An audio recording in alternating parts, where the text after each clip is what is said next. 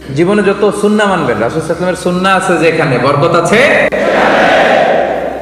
যেখানে সুন্নাহ সেখানেই বারাকা, সেখানে আপনি বারাকা পাবেন। যে কোনো সুন্নাহ, like Sunnah of eating, Sunnah of sleeping, Sunnah of travelling, Sunnah of trading, খাওয়া, ঘুমানো, সফর করা, ব্যবসা, কাজ করা, যে কোনো কাজের ক্ষেত্রে সুন্নাহ মানলেই ওটার মধ্যে বরকত আছে না নাই? সুন্নাহর সাথে সবসময় নিজেকে জড়িয়ে রাখবেন। যেমন সুন্নাহ অফ ইটিং, খাওয়ার সময় সুন্নাহ মানলে কি বরকত পাওয়া যায় একটু দেখেন। এক সাহাবী এসে বলল, ইয়া রাসূলুল্লাহ, ইন্না নাআকুলু ওয়া লা নাশবা। হে আল্লাহর রাসূল, আমরা খাই কিন্তু পেট ভরে না। এরকম অনেক সময় হয় না? হয়। কার কার হয় দেখি? খাইলেও পেট ভরে না, দেখি কার কার। সাহস করে দিয়ে একজন হাত তুলে ফেলছে।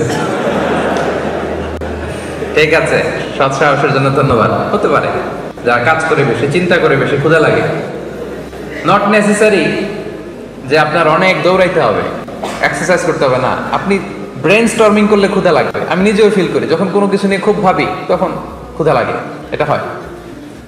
তো সাহাবীরা কি চিন্তা করেন, কি সিম্পলিস্টিক লাইফ লিড করতো। মনে যা আসছে নবীরে বলে ফেলছে, এ রাসূলুল্লাহ, ইন্না নাআকুলু ওয়া লা নাশবা। রাসূল, আমরা খাই কিন্তু পেট ভরে না। পেট ভরে না কেন? তো রাসূল সাল্লাল্লাহু আলাইহি ওয়াসাল্লাম দেখেন কি বলে। রাসূল সাল্লাল্লাহু আলাইহি ওয়াসাল্লাম বললেন, লাআল্লাকুম তাআকুলুনা মুতাফাররিকিন। মনে হয় তোমরা একা একা খাও, একসাথে খাও না।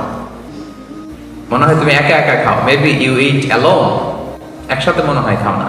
ওই সাহাবী বলে, না, হ্যাঁ ইয়া রাসূলুল্লাহ, আমি আসলে একা একা খাই, অন্যদের সাথে বসে মিলেমিশে খাই না। তখন রাসূল সাল্লাল্লাহু আলাইহি ওয়াসাল্লাম খাবারের সুন্নাহ শিখিয়ে দিলেন, দ্য এটিকেটস অফ ইটিং। তিনি বললেন, ইজতামিউ আলা তাআমিকুম, না না না, একা একা খেও না, খাবার নিয়ে একসাথে সবাই বসবা।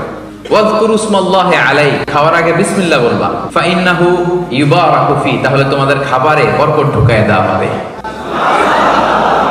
এবার বুঝছেন সুন্নাহ মানলে কিভাবে বরকত পাওয়া যায়?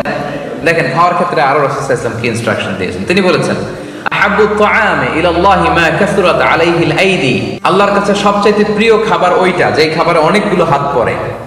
এক প্লেট নিয়ে শুধু এক হাত দিয়ে খাচ্ছেন, এটা আল্লাহর কাছে পছন্দ না।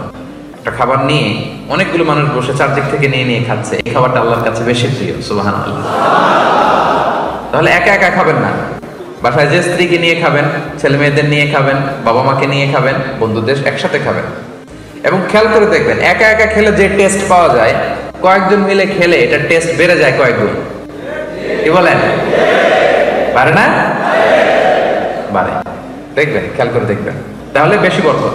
আবার রাসূল সাল্লাল্লাহু আলাইহি ওয়াসাল্লাম বলেছেন, আরেকটা এটিকেট শুনেন, আল বারাকাতু তানজিলু ওয়াসাতাত তাআম, খাবারে বরকত নাজিল হয় একেবারে মিডলে, মাঝখানে।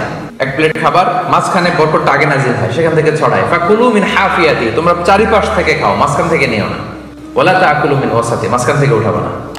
তাহলে লেটস সে বিরিয়ানি আনা হলো এক বোল, আপনি যখন ডিস্ট্রিবিউট করবেন বা খাবেন, আপনি এক পাশ থেকে শুরু করবেন, করতে করতে করতে করতে মাঝখানে যাবেন। অনেকে এখন মাঝখান থেকে দেয়া শুরু করে, না, বরকত নামে ওই জায়গায়, ওইটাই যদি একজনকে দিয়ে দেন তো বাকিরা বরকত পাওয়া লাগবে না? হ্যাঁ, তাহলে বুঝে শুনে না?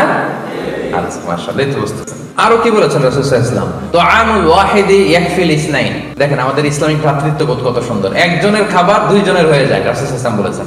তুআমুল ইসনাইনি ইয়াকফিল আরবাআ, দুজনের খাবার চারজনের হয়ে যায়। তুআমুল আরবাআ ইয়াকফিল আস-সামানিয়া, চারজনের খাবার আটজনের হয়ে যায়।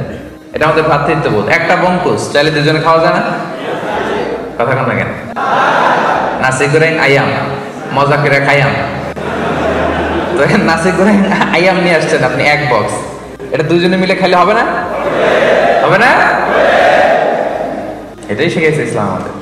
আনলাম, তুমি একটু আমি একটু, ভাগ করে হয়ে গেছে খাবার। দুইজনের খাবার চারজন শেয়ার করা যায়, রাসূল সাল্লাল্লাহু আলাইহি ওয়াসাল্লাম বলেছেন।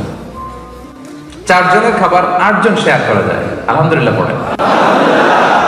কি সুন্দর এটিকেটস তিনি আমাদেরকে শিখিয়েছেন।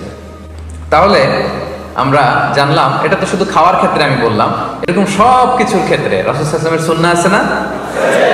ফলোইং সুন্নাহ, সুন্নাহ মানলেই বরকত নেমে আসবে।